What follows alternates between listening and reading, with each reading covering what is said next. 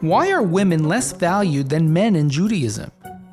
The answer is that the question is based on a false premise. It's absolutely not true. Only someone who looks at Torah from the outside, very superficially, might come away with such an impression.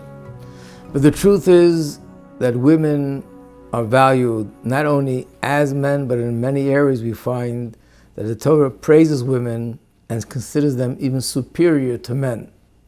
And just to give a few examples, when the Jewish people went out of Mitzrayim, the Gemara says, "B'schus noshim tzidkonius yotzu avasedim Mitzrayim."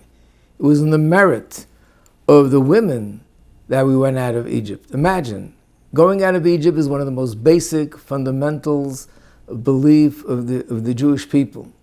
Shabbos is connected to that, and Yom Tov is connected to that. The Ten Commandments begin with that. It's everything. We always talk about going out of Mitzrayim. In whose merit was it, the Torah says, in the merit of the women. When it came to receiving the Torah, in Parshas Yisro it says, K'yisaymer lebeis Yaakov v'saged lebnei Yisro, which the Chachamim explained to me, first speak to the women and then speak to the men. And we know that in Torah, when something is written first and then the second is second, it's not just written second or chronologically second. It means that in importance, this is first and the other is second. When it came to doing the Mishkan, the Torah testifies, Vayaviu ha'anoshim al hanoshim. The women were superior to the men in bringing the donations and the contributions to the Mishkan. They were much greater.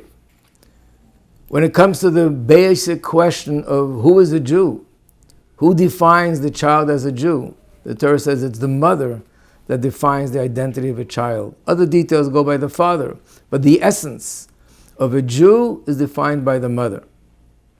When it comes to Mashiach, again it says that in the schus of the women of that generation, they're the ones who have the key to bring Mashiach. Especially when someone studies Chassidus, Kabbalah, we learn about the spiritual source of men and the spiritual source of women. And it's explained that the spiritual source of men comes from the finite realm in the spiritual source, and women come from the infinite realm. The source of women is from Keser, the crown. These are deep concepts in Chassidus and Kabbalah, but clearly that the spiritual source of women and the power that women have is much higher, much greater than the men. The reason why we find differences in Torah and Halacha, in each place we'd have to focus to explain it separately, but the general idea is that we have different strengths, different weaknesses, we have a different mission. Altogether we have one common mission, but women have one function, men have a different function, and therefore together we do a complete job. It's like the organs in the body.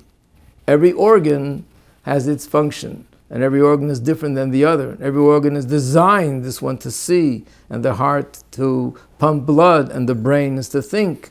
And all the organs together comprise a complete, healthy body.